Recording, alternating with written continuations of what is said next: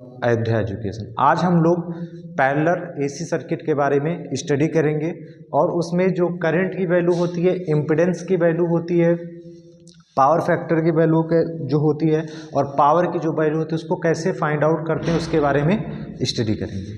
तो सबसे पहले ये हमारा एक पैरेलल एसी सर्किट है, इसे कहते हैं समांतर एसी परिपथ। तो समांतर एसी परिपथ का उपयोग हम लोग क्या करते हैं, ट्रांसमिशन और डिस्ट्रीब्यूशन में इसका उपयोग किया जाता है। इसमें हम लोग क्या कहते हैं कि परिपथ में जाने वाली कुल धाराओं और टोटल इम्पीडेंस का जो मान होता है उसको हम लोग निम्न विधियों के द्वारा कैलकुलेट करते हैं। तो सबसे पहले मैंने एक समांतर एसी सर्किट लिया।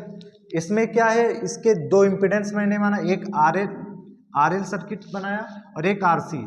इस आरएल सर्किट आर और एल सीरीज क्रम में जुड़े हैं और यहाँ पर आर और सी सीरीज क्रम में जुड़े हैं और इन दोनों एक दूसरे से क्या है, समांतर क्रम में जुड़े हैं। आर और एल का इम्पीडेंस, आर एल सर्किट से बनी सर्किट का जो इम्पीडेंस है उसे कहेंगे Z1 और आर और सी सर्किट से बना जो इम्पीडेंस है उसको कहेंगे G2। और ये हमारा सप्लाई वोल्टेज है, ये हमारा कैसा वोल्टेज है, सप्लाई वोल्टेज B है। तो सप्लाई वोल्टेज यहाँ से हमने सप्लाई लगा, तो ये सप्लाई हो गया और समांतर में दोनों, एक आरएल सर्किट है एक आरसी। ये हमारा आरएल सर्किट है और एक हमारा आरसी, दोनों समांतर में। तो समांतर में होने के कारण ये जो वोल्टेज यहाँ रहेगा वही वोल्टेज यहाँ पे हमको मिलेगा। अब यहाँ से करंट जाएगी तो करंट को इस नोड ओ पे दो रास्ते मिले, एक करंट रेजिस्टेंस और इंडक्टेंस में जाएगी तो उस करंट को I1 कहेंगे, एक करंट आपकी रेजिस्टेंस और कैपेसिटर में जाएगी उसको क्या कहेंगे, I2, जिसके कारण आरएल सर्किट के कारण यहाँ इम्पीडेंस ऑफर होगा Z1 और इस आरसी सर्किट में इम्पीडेंस ऑफर होगा Z2। इस सर्किट का हम लोग फेजर डायग्राम बनाएंगे। तो फेजर डायग्राम जब भी बनाएंगे तो हम लोग समांतर में फेजर डायग्राम बनाते समय वोल्टेज को रेफरेंस लेंगे। जब वोल्टेज को रेफरेंस लेंगे तब यहाँ पे पैरेलल सर्किट है तो वोल्टेज को यहाँ हमने रेफरेंस लिया। अब क्या करेंगे, पहले आरएल सर्किट का बनाएंगे।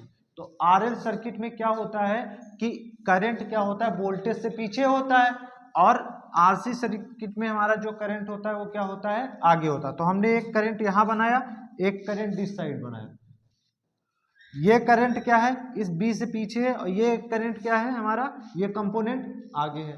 उसके बाद हम जान रहे हैं कि आरएल सर्किट में करंट 90 डिग्री लैग करता था, बट यहाँ क्या है रेजिस्टेंस, तो रेजिस्टेंस के कारण ये 90 डिग्री ना होकर कुछ एंगल फाई से क्या करेगा, वोल्टेज से लैग करेगा। अगर ये रेजिस्टेंस ना होता तो ये पूरा 90 डिग्री यहाँ लैग करता, बट रेजिस्टेंस के कारण ये 90 ना होकर 90 से कुछ कम एट एंगल 51 डिग्री से लैग किया। इस करंट को कहेंगे I1, क्योंकि इंडक्टर में जाने वाली करंट है हमारी I1। उसके बाद में अब यहाँ पे ये एंगल बनाया वोल्टेज और करंट के बीच में φ1। अब हम लोग कैपेसिटर की करंट को बनाएंगे। तो कैपेसिटर में क्या होता है कि करंट लीड करता है वोल्टेज से, तो करंट आगे होगा, बट यहाँ रेजिस्टेंस है तो करंट 90 डिग्री ना होकर यहाँ पे कुछ एंगल φ2 से क्या करेगा, लीड करेगा। तो ये क्या है, वोल्टेज से यहाँ आगे हो, क्योंकि फेजर हमारा चलता कैसे, एंटी क्लॉक। तो ये हमारा 90 ना होकर कुछ एंगल φ1 आया और ये हमारा 90 डिग्री लीड ना करे कुछ एंगल φ2 आया, क्योंकि रेजिस्टेंस क्या करता है, उसको सेम फेज में करता है और कैपेसिटर 90 करता है, तो दोनों का एक परिणामी वोल्टेज या करंट निकलता है। अब इस करंट को I1 कर दिया, इस करंट को I2 कर दिया। यहाँ से हमने इसको मिला दिया, इसको भी यहाँ से मिला दिया। अब ये मेरा आधार है, इसको हम लोग क्या करेंगे, इसके हॉरिजॉन्टल कंपोनेंट में और वर्टिकल कंपोनेंट में डिवाइड करेंगे। तो इस एंगल के साथ इस त्रिभुज में देखेंगे, ये वाले में OAB, तो यहाँ पर ये cos फाई वाले कंपोनेंट को cos के साथ तोड़ेंगे तो हो जाएगा I1 cos φ1 और ये हमारा मिलेगा 90 डिग्री वाला वर्टिकल I1 sin φ1। इसी प्रकार ये φ2 वाला यहाँ पे ये कहलाएगा I2 cos φ2 और यहाँ ये कहलाएगा I2 sin φ2। अब हम लोग सबसे पहले यहाँ दो ब्रांच है, एक ब्रांच आरएल सर्किट, एक ब्रांच आरसी सर्किट। तो सबसे पहले हम लोग ब्रांच 1 आरएल सर्किट के बारे में देखेंगे। तो इस ब्रांच के इम्पीडेंस को हम लिखते हैं जिसमें एक पार्ट रियल होता है, एक पार्ट इमेजिनरी। तो Z1 बराबर हो जाएगा R प्लस JXL, यानी रेजिस्टेंस है और रेजिस्टेंस के कारण क्या लगा है, इंडक्टेंस, और इंडक्टेंस क्या ऑफर करता है, XL, तो लिखेंगे R1 प्लस JXL। उसके बाद में इसका क्या निकालेंगे, मॉड निकालेंगे। तो हम लोग जानते हैं इम्पीडेंस निकालने के real under root real part का स्क्वायर प्लस इमेजिनरी पार्ट का स्क्वायर, एक्सेल का स्क्वायर। उसके बाद में इस ब्रांच में I1 की धारा, तो हमें यहाँ जो वोल्टेज यहाँ है वही वोल्टेज यहाँ, वही वोल्टेज यहाँ, यहाँ वोल्टेज पता, इस ब्रांच का हमें इम्पीडेंस पता, तो I1 बराबर हो जाएगा वोल्टेज बटे इम्पीडेंस। और इस इम्पीडेंस की वैल्यू कितना है, R1 square plus Excel square. अब मुझे क्या चाहिए, इस ब्रांच की पावर चाहिए, तो हम लोग पावर कैसे निकालेंगे, पावर बराबर होता है B into I cos phi. तो यहाँ जो वोल्टेज यहाँ है वही समांतर में वोल्टेज बराबर होता है, तो वोल्टेज हो गया V इंटू इस ब्रांच की करंट I1 और इनके बीच का power factor angle cos phi. उसके बाद में पावर फैक्टर हो गया आपका, यहाँ से कैसे निकालोगे, इस ब्रांच का रेजिस्टेंस कितना है और इस ब्रांच का इम्पीडेंस कितना है, यानी cos फाई बराबर R1 बटे Z1। और इस Z1 का मान आप यहाँ निम्न फार्मूले की सहायता से कैलकुलेट कर सकते हैं। आपको फेज डिफरेंस निकालना है, फेज डिफरेंस, तो फेज डिफरेंस आपको निकालना है फाई, तो कॉस को इस साइड लेंगे, इनवर्स में कन्वर्ट हो जाए तो हो जाएगा कॉस इनवर्स बराबर R1 बटे Z1।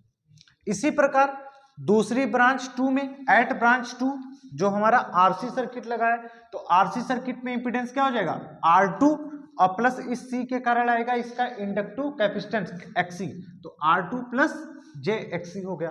उसके बाद में इसका मॉड निकालेंगे यानी मैग्नीट्यूड, तो Z2 बराबर हो जाएगा अंडर रूट रियल पार्ट का स्क्वायर R2 का स्क्वायर प्लस इमेजिनरी, जिसके साथ J लगा होता है वो इमेजिनरी होता है, तो XC का होल स्क्वायर। इस ब्रांच की करंट क्या होगी, जैसे हमने यहां निकाला I2 इस ब्रांच का वोल्टेज और इस ब्रांच का इंपीडेंस B अपान Z2। Z2 का मान क्या है, R2 square plus under root plus XC square, दोनों किसमें, वर्गमूल में, तो हम ये वैल्यू यहाँ पर पुट कर देंगे। पावर निकालना है इस ब्रांच का, तो इस ब्रांच का वोल्टेज, इस ब्रांच का करंट और इस ब्रांच का पावर फैक्टर, क्योंकि एसी में पावर फैक्टर आया था, तो P बराबर voltage into current into cos phi. Power factor क्या हो गया, कॉस फाई 2 बराबर R2 बटे Z2, और फाई 2 बराबर क्या हो गया, कॉस इनवर्स R2 बटे Z2। अब मुझे एक इंपीडेंस यहां से मिल गया Z2 और एक इंपीडेंस यहां से मिल गया Z1, और ये दोनों क्या है, समांतर में कनेक्ट है। तो समांतर में रेजिस्टेंस को जब जोड़ते थे 1/R बराबर 1/R1 प्लस 1/R2 प्लस 1/3, ऐसे इंपीडेंस क्या होता है 1/Z बराबर 1/Z1 प्लस 1/Z2, ऐसे अगर 3 हो 1/Z3 हो जाएगा।